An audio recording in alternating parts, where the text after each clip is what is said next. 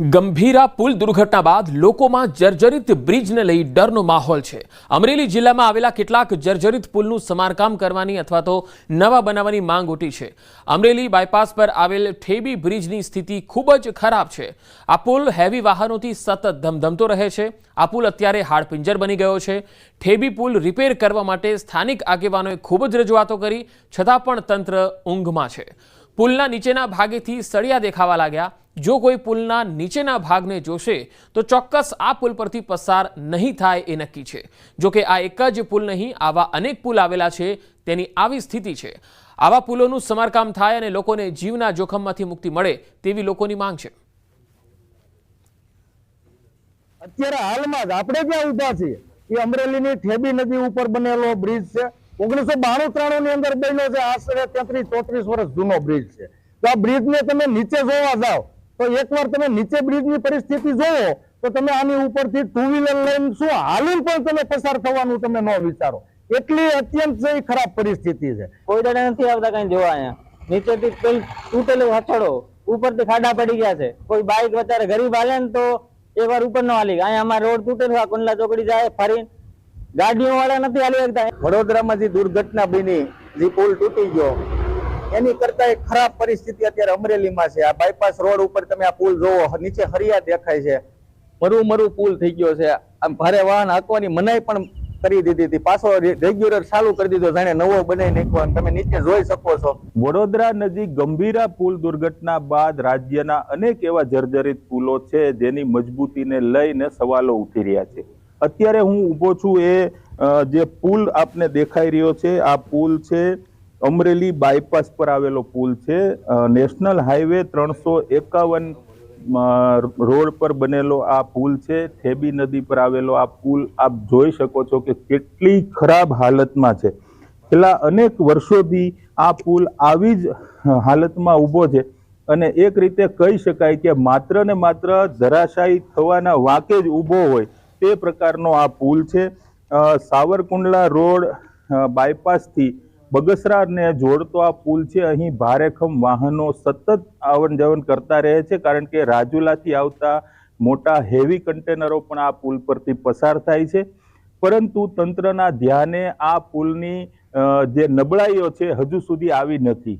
લાગી રહ્યું છે કે ગંભીરા દુર્ઘટના બાદ પણ હજી તંત્ર જાગ્યું નથી, કારણ કે આ પુલની તપાસ માટે હજુ સુધી કોઈ જ આવ્યું નથી। રાજન ગઢિયા, ન્યૂઝ 18 ગુજરાતી, અમરેલી।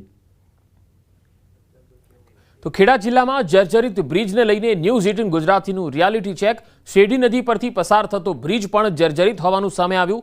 ખેડા જિલ્લા અને પંચમહાલ જિલ્લાને જોડતો મહીસાગર નદી પરનો સેવાલિયા બ્રિજ પણ જર્જરિત હાલતમાં હોવાનું સામે આવ્યું। શેરડી નદી પરના આ બ્રિજનું સમારકામ કરવા છતાં પણ હાલ મોટા વાહનો માટે બ્રિજ જોખમી બની ગયો છે।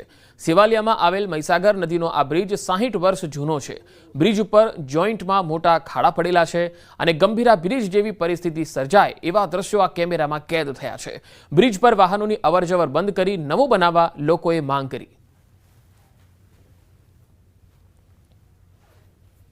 કે આ બ્રિજ વહેલી તકે તૈયાર થાય અને ભારી વાહનો બંધ કરે, બરાબર છે। સરકારને આપણે કહી દઈએ ગંભીરામાં થયું એવું આ બ્રિજ પર ના થાય, બરાબર છે, એટલું કરે। બાકી અવરાજ જે આપણે ફોન કરીએ છીએ રોડ માટે તો જવાબ તો અવરાજ મળે છે બધા, કોઈ કંઈ સાંભળતું નથી। ગમે એને ફોન કરો, કોઈ બીને ફોન કરો, કોઈ બી અધિકારીને ફોન કરો, પણ કોઈ જવાબ આપવા તૈયાર છે નહીં, બરાબર। આણંદી વાળા કોઈ ધ્યાન આપતા નથી એ ગાડી। ગઈકાલે જે પ્રકારે આણંદ જિલ્લાને વડોદરા જિલ્લાને જોડતો ગંભીરા બ્રિજ ધરાશય થયો અને જેની અંદર 14 જેટલા નિર્દોષ વ્યક્તિઓના જીવ ગુમાયા હતા, ત્યારે ખેડા જિલ્લામાં પણ આવા કેટલાક જર્જરિત બ્રિજો લઈને ન્યૂઝ 18 ગુજરાતી રિયાલિટી ચેક કરી રહ્યું છે। ત્યારે આજે ખેડા શહેર અને માતરને જોડતો આ શેરડી નદી પરનો બ્રિજ છે। મારી પાછળના તમને દ્રશ્યો બતાવીશ, જે પ્રકારે તમે જોઈ શકો છો કે આ બ્રિજ વર્ષો જૂનો બ્રિજ છે। અંદાજિત કહી શકાય કે 40 થી 45 વર્ષ 60 વર્ષ જેટલો જૂનો બ્રિજ હોવાનું જાણવા મળી રહ્યું છે। મહત્વની વાત કરવામાં આવે તો આ બ્રિજ ઉપર ચોમાસા દરમિયાન ઓવરટેપિંગ થવાના કારણે આ બ્રિજ ગયા વખતે જર્જરિત થયો હતો અને આ બ્રિજનો એક ભાગ છે તે નમી ગયો હતો, પરંતુ ત્યારબાદ તંત્ર દ્વારા આ બ્રિજના નવા બ્રિજ બનાવવા માટે દરખાસ્ત કરવામાં આવી છે। પરંતુ એના સ્થાનિકો એમ કહી રહ્યા છે કે આ બ્રિજ ઉપરથી જો ભારે વાહનો બંધ કરવામાં ન આવે તો આ બ્રિજ પણ ક્યાંક ને ક્યાંક તૂટવાની ભીતિ અત્યારે સર્જાઈ રહી છે। મહત્વની વાત કરવામાં આવે તો ખેડા જિલ્લામાંથી આ પ્રકારના કેટલાક અન્ય બ્રિજ પણ છે કે જેઓ જર્જરિત છે, જેની અંદર સૌથી મહત્વની વાત કરવામાં આવે તો ખેડા જિલ્લાના સેવાલિયા થઈને પંચમહાલ જિલ્લાને જોડતો મહીસાગર નદી પર આવેલો સેવાલિયા બ્રિજ પણ 60 વર્ષ જૂનો હોય અને જર્જરિત થઈ ગયો છે, પરંતુ તેમ છતાં તેની પર પણ કોઈ પણ સમારકામ કરવામાં ન આવ્યું હોય તેવા દ્રશ્યો સામે આવ્યા છે. હવે જોવું રહ્યું છે કે ખેડા જિલ્લાનું તંત્ર આ જે જર્જરિત બ્રિજો છે તેને રિપેરિંગ કરવા માટે કેવી તકદીર હાથ ધરે છે અથવા કોઈ દુર્ઘટનાની રાહ જોઈને બેસી રહે છે. ઉમંગ પટેલ, ન્યૂઝ 18 ગુજરાતી, ખેડા. તો મોરબી શહેરમાં આવેલો ઐતિહાસિક પાડા પુલ જર્જરિત હાલતમાં જોવા મળે છે. મોરબી 1 અને મોરબી 2 વિસ્તારને જોડતો એકમાત્ર આ બ્રિજ શહેરની મધ્યમાં આવેલો છે. પાડા પુલની બાજુમાં વર્ષ 2004માં નવો મયુર પુલ બનાવવામાં આવ્યો હતો. હાલમાં બંને પુલ પરથી વન વે વાહનો પસાર થાય છે. ઝૂલતા પુલથી આશરે 500 મીટર દૂર આવેલ પાડા પુલ જર્જરિત હાલતમાં હોય ગમે ત્યારે આ ફરી ઝૂલતા પુલ જેવી દુર્ઘટના બને તેવી શક્યતા છે. બ્રિજના લોખંડના સળિયા પણ બહાર દેખાઈ રહ્યા છે. વહેલી તકે બ્રિજનું સમારકામ કરવા સ્થાનિકોએ માંગણી કરી છે. મચ્છુ જળ હોનારત સમયે આ પુલ તૂટી ગયો હતો, જે બાદ તેને રિપેર કરાયો. પુલને લઈ જિલ્લા કલેક્ટરે જણાવ્યું છે કે જિલ્લાના તમામ બ્રિજ ચેક કરી આવા જર્જરિત બ્રિજનો 48 કલાકમાં રિપોર્ટ આપવા સૂચના આપી છે. પાડા પુલ છે એને કોઈ પણ જાતનું કામગીરી કરવામાં આવી નથી, તો માણસો મરશે પછી આ પુલ રિપેર કરવામાં આવશે એવું મારું કહેવાનું થાય છે. હા, આ પુલ ઉપરથી અમે રોજ અવારનવાર 5 વાર દીમાં નીકળી છીએ. હવે નીકળવામાં અમને બીક લાગે છે કે કેમ કે ગમે ત્યારે આ પુલની દુર્ઘટના બને એવી છે. હોનારત વખતે આ પુલ બનાવેલો છે. મોતના રાહ જોવે છે ત્યારે આશ્વાસન દેવા આવે, સિવિલ હોસ્પિટલમાં જાય, પગે લાગે દર્દીઓને કે હિંમત આવો. શું હિંમત રાખે તમે? પેલા પુલ તો તમે રિપેર કરાવો. આ તમે જોઈ શકો છો ગાબડા પડેની છે. એક્ઝિક્યુટિવ એન્જિનિયર અને સુપ્રિન્ટેન્ડિંગ એન્જિનિયરને સૂચના આપી દીધી છે અને એમને કહ્યું છે કે મને 48 કલાકમાં મોરબીના આવા કોઈ પણ જો આપણી જે મિલકત હોય અને આ રીતે જર્જરિત થયેલી હોય તો મારું ધ્યાન દોરો, તમે રાજ્ય સરકારનું ધ્યાન દોરી અને એમાં આગળનું જો પણ કંઈ કરવાનું કામ હશે તો તાત્કાલિક કરાવો. વડોદરા નજીક જે ગંભીરા પુલની એક હાલત જે જોવા મળી છે, અનેક લોકોના મોત થાય છે. દ્રશ્યો તમે જોઈ રહ્યા છો. મોરબીનો ઐતિહાસિક જે પુલ છે, જે પાડા પુલ, તેની જે દ્રશ્યો તમે જોઈ રહ્યા છો કે મોરબીના જે પુલની જે દશા અત્યંત જર્જરિત છે. કેટલા વર્ષોથી આ પુલને ફક્ત સમારકામ કરી અને ચલાવવામાં આવી રહ્યો છે. આ એ જ પુલ છે કે જે રાજા રજવાડા વખતથી પણ અહીંયા વાહન ચાલકો તેના પર ચાલતા હતા અને બાદમાં બાજુમાં નવો મયુર પુલ બનાવવામાં આવ્યો. તો સામેની સાઈડ જેને વાત કરવા જઈએ કે 30/10 રોજ જે ઘટના બની હતી, 2022 રોજ જે ઘટનાની વાત કરવા જઈએ તો સામે ઝૂલતા પુલની જે કહી શકાય કે સાઇટ છે, ઝૂલતા પુલ કે એ જ જગ્યા, એ જ ઝૂલતા પુલ જેને 135 લોકોના જીવ જે કહી શકાય કે લીધા તે એ ઝૂલતા પુલની છે ને એની સામે જ આવેલો મયુર પુલ છે તે પણ તમે જોઈ રહ્યા છો કેટલો જર્જરિત હાલતમાં છે. મયુર પુલના જે કહી શકાય કે જે બીંબ છે, કોલમ છે, તમામ જર્જરિત હાલતમાં છે. સળિયા દેખાય છે. એટલું જ નહીં, તમામ ગાબડાઓ છે અને આખો પુલ છે તે ખૂબ જ ગંભીર રીતે જર્જરિત હાલતમાં છે. લોકો નીચે જે શ્રમિકો છે તે પણ રહે છે. આના પરથી જે કહી શકાય કે મોટા વાહનો જે પણ તમે જોઈ શકો છો કઈ પ્રકારના જે આખો પુલ છે તેના પર મોટા વાહનો જે છે તે પણ ચાલે છે. હાલ અત્યારે વાહન વ્યવહાર ચાલુ છે. તમામ વાહન વ્યવહાર જે આવક જે મોરબી શહેરમાંથી સામાકાંઠા વિસ્તાર તરફ જાય છે તે આવકનો રસ્તો છે. ત્યારે આ પુલ ગમે ત્યારે હાલ ઘટના ઘટે તેવી શક્યતાઓ સેવાઈ રહી છે. કારણ કે તમામ જે વર્ષો જૂનો જે પુલ છે કે જે આઝાદી પછી બનાવવામાં આવ્યો હતો તે પછી તેમાં કોઈ પણ પ્રકારે સારું કોઈ એવું સમારકામ કરવામાં નથી આવ્યું, બીમકોલમ ઉભા કરવામાં નથી આવ્યા. ત્યારે આ પુલ છે તે જર્જરિત હાલત, ક્યારે ગંભીર અકસ્માત થાય તેની તકેદારી હાલ સુધી તંત્રએ લીધી નથી, કોઈ પણ નેતાઓએ લીધી નથી, કોઈ પણ અધિકારીઓએ લીધી નથી. હાલ આની જે તંત્રને એક પણ લોકોએ પણ માંગ કરી છે કે તાત્કાલિક આ પુલનું સમારકામ કરવામાં આવે જેથી આગામી સમયમાં આવા પુલોની કોઈ દુર્ઘટના ઘટે નહીં. અતુલ જોશી, ન્યૂઝ 18 ગુજરાતી, મોરબી. હવે વાત નર્મદાની. નર્મદા જિલ્લાના દેડિયાપાડાથી મોવી જવાના માર્ગ પર યાલ ગામ આવેલું છે, જ્યાં પુલ તૂટી પડ્યો હતો અને લોકો જીવના જોખમે નદી પાર કરી રહ્યા હતા, જેથી લોકોને હાલાકી પડી હતી. આ અંગે ન્યૂઝ 18 ગુજરાતીએ અહેવાલ રજૂ કર્યો, જેની અસર જોવા મળી. નેતાઓ અને તંત્ર દ્વારા આ પુલની કામગીરી કરાઈ, જેથી નાના વાહનો માટે આ પુલ ચાલુ કરાયો, જેથી નાના વાહન ચાલકોમાં ખુશીની લાગણી જોવા મળી. આ પુલ અત્યાર સુધીમાં 3 વખત વરસાદી પાણીમાં તૂટ્યો છે. મહારાષ્ટ્ર તરફથી આવતા વાહનો રાજપીપળા તરફ જવા માટે આ માર્ગનો ઉપયોગ કરે છે. આ માર્ગ પરથી રોજના 2 થી 3 હજાર જેટલા વાહનો અવરજવર કરે છે. ફરી આ પુલ તૂટતા ભારદારી વાહનો માટે બંધ કરી દેવાયો, જેના કારણે વાહનોને નેત્રંગના રસ્તે ડાયવર્ટ કરવામાં આવતા 30 કિલોમીટરનો ફેરાવો વધી ગયો. જોકે હાલ પૂરતી કામગીરી કરી નાના વાહનો માટે પુલ શરૂ કરાયો છે. 35 કિલોમીટર કરીને જવું તો જવાની હતો, તે પણ અત્યારે પુલ બની ગયો છે એટલે હવે પુલ પરથી પસાર થઈએ છીએ. છોકરા પણ સારી રીતના નિશાળે જાય છે, વાહન અવરનવર જાય છે. વરસાદના કારણે જ્યારે આ બ્રિજ તૂટ્યો ત્યારબાદ અનેક લોકોની રજૂઆત આવી, વિદ્યાર્થીઓની રજૂઆત આવી, જે કર્મચારીઓ છે જે અપડાઉન કરે છે એમની રજૂઆત આવી.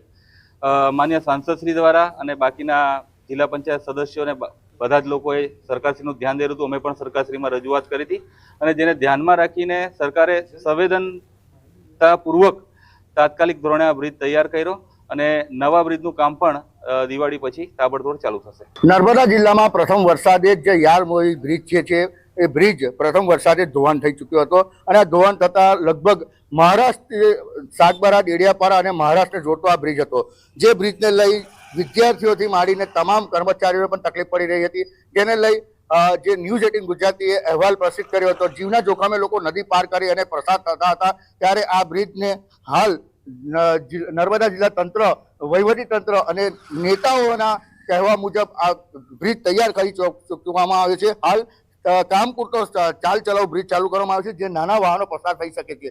એટલે ન્યૂઝ 18 ગુજરાતીએ જે અહેવાલ પસાર કર્યા બાદ તંત્ર જાગ્યું છે અને તંત્ર જાગ્યા બાદ આ બ્રિજ શરૂ તો કરી દેવામાં આવે છે, પરંતુ હવે આ બ્રિજ પર કાયદેસરનું જે પાકું કામ જે છે એ ચોમાસા બાદ થશે. એટલે કહી શકાય કે જે લોકોને હાલાકી પડી રહેતી, જેને ન્યૂઝ 18 ગુજરાતીએ અહેવાલ પ્રસિદ્ધ કર્યા બાદ હાલ કામ ચલાવ બ્રિજ ચાલુ કરાતા લોકોમાં ખુશી છે. દીપક પટેલ, ન્યૂઝ 18 ગુજરાતી, નર્મદા. મહીસાગર જિલ્લાના બાલાસિનોરમાં અપડાઉન કરતા વિદ્યાર્થીઓને શિક્ષણથી વંચિત રખાતા વિદ્યાર્થીઓને વાલીઓમાં રોષ ફેલાયો છે. છેલ્લા 1 મહિનાથી વિદ્યાર્થીઓને 2 થી 10 મિનિટ ટ્રાન્સપોર્ટેશનના કારણે મોડું થાય છે, જેના કારણે શિક્ષક તેમને ક્લાસમાં પ્રવેશ નથી આપતા. છેલ્લા 1 મહિનાથી બાળકોને બહાર 45 મિનિટ સુધી ઊભા રાખવામાં આવી રહ્યા છે. કોલેજના વિદ્યાર્થીઓ કોલેજના પ્રિન્સિપાલને અનેક વખત લેખિતમાં રજૂઆતો કરી ચૂક્યા છે, છતાં પ્રિન્સિપાલ દ્વારા કોઈ જ કાર્યવાહી કરવામાં ન આવતી હોવાનો આરોપ લગાવ્યો. અમારે બસનો પ્રોબ્લેમ હોવાથી અમે 5 મિનિટ કાં તો 2 મિનિટ લેટ થઈએ છીએ, જેના કારણે અમને 45 મિનિટ બહાર ઊભા રાખે છે. અમારો રોજનો એક લેક્ચર બગડે જ છે અને અમારું રોજનું ભણવાનું એક લેક્ચરનું બગડી જ રહ્યું છે. ક્લાસ એકલો બહાર ઊભો હતો અને બીજો બધો ક્લાસ અંદર હતા અને પ્રિન્સિપાલ ખુદ ટાઈમ પર નથી આવતા. અને પ્રિન્સિપાલને અમે રજૂઆત કરો કે આજે 9 વાગ્યા ત્યાં સુધી હજુ પ્રિન્સિપાલ ઓફિસમાં આવ્યા નથી. હવે બેન કેમ કહે છે કે પ્રિન્સિપાલ જાણે, પ્રિન્સિપાલ હજુ સાહેબ આવ્યા નથી. ભણશે ગુજરાત, આગળ વધશે ગુજરાત જેવા સ્લોગનો ફક્ત બોલવા માટે છે, કારણ કે શાળામાં જો શિક્ષકો જ નહીં હોય તો કેવી રીતે ભણશે ગુજરાત? સાંતલપુર તાલુકામાં શિક્ષણની સ્થિતિ કથળતી જઈ રહી છે. મોટાભાગની શાળાઓમાં 2 કે 3 ક્લાસરૂમના 60થી વધુ વિદ્યાર્થીઓને એક સાથે બેસાડીને ભણાવાય છે. કેટલાક વર્ગખંડોમાં તો વિદ્યાર્થીઓ શિક્ષક વગર બેઠા રહે છે. શિક્ષક એક વર્ગખંડમાં અભ્યાસ કરાવી બીજા વર્ગખંડમાં અભ્યાસ માટે જાય ત્યાં સુધી વિદ્યાર્થીઓને બેસી રહેવાનો વારો આવે છે. સાંતલપુર તાલુકાની પીપરાડા પ્રાથમિક શાળામાં બાલવાટિકાથી ધોરણ 8માં વિદ્યાર્થીઓની કુલ સંખ્યા 283 છે, જેની સામે માત્ર 3 જ શિક્ષકો છે. 9ના મહેકમ સામે 3 શિક્ષકો છે, જેથી 6 શિક્ષકોની ઘટ જોવા મળે છે. શિક્ષકો અત્યારે એવી રીતે ભણાવી રહ્યા છે કે 2-3 ક્લાસ એકી સાથે લઈને બેસે છે, તો બાજુના ક્લાસમાં પણ છોકરાઓ એમને બેઠા હોય છે, નથી કોઈ કાર્યરત. કારણ કે આજે ભૂલકાઓ નાના નીચલા ધોરણમાં જો પાયાનું ઘડતરરૂપ શિક્ષણ ના મળે તો ઉપર લેવલે અમારે શું વિચારવું? એમ 3 શિક્ષકોમાં અમને ભણવાની મજા નથી આવતી. ખાલી 45 મિનિટ ભણવાનું હોય ત્યારે 45 મિનિટ અમે બાજુમાં સાહેબ ભણાવતા હોય ત્યારે અમે 45 મિનિટ એમને બેસી રહી. બાજુમાં સર ભણાવતા હોય તો અમારે અહીંયા રાહ જોવી પડે છે કે ક્યારે સર એમને ભણાવે, ક્યારે એમને ભણાવવા આવે. અમારે ખૂબ રાહ જોવી જોઈએ છે. તો દોત્રાણા પ્રાથમિક શાળામાં બાલવાટિકાથી ધોરણ 8માં 315 વિદ્યાર્થીઓ સામે માત્ર 2 જ શિક્ષકો શાળા ચલાવે છે. અહીંયા 7 શિક્ષકોની ઘટ છે. અહીંયા 2 જ શિક્ષકો હોવાના કારણે ધોરણ 3, 4, 5 એમ 3 વર્ગખંડના 86થી વધુ બાળકોને એક ક્લાસરૂમમાં સાથે બેસાડીને એક જ શિક્ષક દ્વારા અભ્યાસ કરવામાં આવી રહ્યો છે. એ પણ ધોરણ મુજબ 10-10 મિનિટ અભ્યાસ અપાય છે, તો સાથે તો સામે ધોરણ 6, 7 અને 8ના 107 જેટલા વિદ્યાર્થીઓને એક સાથે બેસાડીને અભ્યાસક્રમ કરાવાય છે, જેથી વિદ્યાર્થીઓ પણ જે કામગીરી કરે છે તેમના ભવિષ્યનો વિચાર સત્વરે મહેકમ પ્રમાણે જે શિક્ષકોની ભરતી થાય એ ખૂબ જરૂરી છે. શિક્ષણ વિભાગ ધ્યાન આપે જરૂરી છે. અમારે શિક્ષક જે આ દાંતણા અમારા ચોરાડ વિસ્તારમાં તો સમજો ને કે 70% શિક્ષકો જ નથી, બરોબર ને. અમારું દાંતણા ગામ છે, ત્યાં આપ હાલ બે ઊભા છો તે જગ્યાએ આપણે પરિસ્થિતિની વાત કરી. અમારે 315 જેવા બાળકો છે, તેની સામે ખાલી 2 જ શિક્ષકો છે. તો તમે સંભાળી શકો કે આ કેવી પરિસ્થિતિ અમારી હશે. જ્ઞાન સહાયકમાં જે કરાર છે એ રિન્યુ ન થવાના કારણે અને શિક્ષકોની ઘટની કારણે સાંતરપુર તાલુકાનું શિક્ષણ એકદમ ખાડે જાય એવી પરિસ્થિતિ ઊભી થઈ છે. દાંતણા પ્રાથમિક શાળામાં શિક્ષકોની ખૂબ તંગી ચાલી રહી છે, તો અમારે શિક્ષક પૂરતા મળતા નથી અને અમારું ભણતર ખોટી થાય છે. તેનાથી અમારે સરકારને વિનંતી હું કરું છું કે અમને શિક્ષક પૂરતા મળે. શિક્ષણ વિના ભણતર કઈ રીતે બને તેવા પ્રશ્નો સરહદી વિસ્તારમાં ઊભા થયા છે. દ્રશ્યો બતાવીશ. જે દ્રશ્યો દેખાય છે તે દાંતરાણા પ્રાથમિક શાળાના છે. આ પ્રાથમિક શાળામાં 1થી બાળવાટિકાથી લઈને 8 ધોરણ સુધી અભ્યાસક્રમ આવેલા છે અને અહીંયા લગભગ 315થી વધુ વિદ્યાર્થીઓ અભ્યાસ મેળવ્યા છે. પરંતુ આ શાળામાં 9ના મહેકમ સામે માત્ર 2 શિક્ષકો 315 વિદ્યાર્થીઓને અભ્યાસ આપી રહ્યા છે. શિક્ષકો હાલ 2 માં જ છીએ. કઈ રીતે શિક્ષણ આપો છો વિદ્યાર્થીઓને? શિક્ષણમાં અમે બાલવાટિકા એકડું બીજું ભેગું બેસાડીએ, 3, 4, 5 ધોરણ ભેગા બેસાડીએ, 6, 7, 8 ભેગા બેસાડીએ. એનું કારણ કે 2 જ શિક્ષકો છીએ તો 1 થી 8માં અમે બેસાડીએ તો અમારી જોડે સમય મળે નહીં. થોડી સમય પણ અમે ના આપી શકીએ. એટલે સમવાયની રીતે અમે થોડો સમય 3જા ધોરણમાં 10 મિનિટ આપીએ, 10-15, 4થા ધોરણમાં 10-15 મિનિટ, 5મા ધોરણમાં ત્યાં સુધી પહેલાં રિવિઝન કરતા હોય અથવા તો એમનું કોઈ ગૃહ કાર્ય લેસન કરતા હોય. અભ્યાસક્રમ તો અમારે તો પૂરતો આપવો હોય પણ અમે અભ્યાસક્રમ પૂરતો ચલાવી જ શકતા નહીં. અમારી જોડે સમય એવો નહીં મળતો કે પૂરતો ન્યાય આપી શકીએ. અમે સવારે 2 શિક્ષકો બાલવાટિકાથી 8મા ધોરણ સુધી હાજરી પૂરવામાં, એ પછી ઓનલાઈન કરવામાં, મધ્યાહન ભોજન કરવામાં, એ ઓનલાઈન કરવામાં અમારે 1 કલાકનો સમય બગડે. આ વિસ્તારમાં શિક્ષણની સ્થિતિ વધુ કથળતી જોવા મળી રહી છે. વાલીઓ એક જ માંગ કરી રહ્યા છે કે પાયાનું શિક્ષણ જ જો અમારા બાળકોને નહીં મળે તો ઉચ્ચ શિક્ષણ અમારા બાળકો કઈ રીતે મેળવશે તે પ્રશ્ન વાલીઓ અને વિદ્યાર્થીઓ બંનેને મૂંઝી રહ્યો છે. અશરફ ખાન, ન્યૂઝ 18, પાટણ.